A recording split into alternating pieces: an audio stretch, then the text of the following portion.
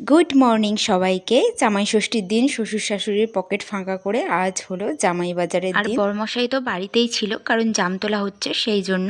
তো জামটাম তুলে রেখে গুছিয়ে গাছিয়ে চলে এসেছে সকাল সকাল।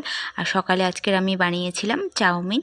তো খেয়ে দিয়ে দেখো দুজনেই তো বেরিয়ে আরেকটু পড়েছি। সকাল সকাল বেরোনো আমাদের উচিত ছিল, কিন্তু মানে এটা ওটা করতে করতে একটু দেরি হয়ে গেল।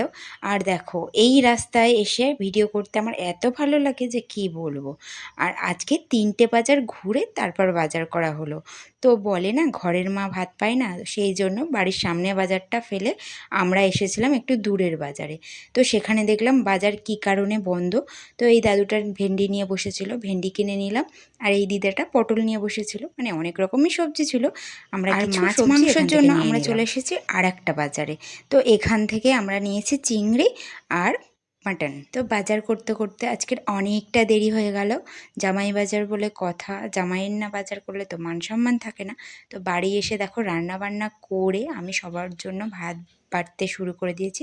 আজকে যদিও রান্না বান্না সবই মা করেছে। তো খেয়ে দিয়ে নিয়ে আমরা বেরিয়ে পড়েছিলাম ননদের বাড়ি যাব বলে, আর মাসি দেখো রেডি হয়ে গেছিলো বাড়ি যাবে বলে।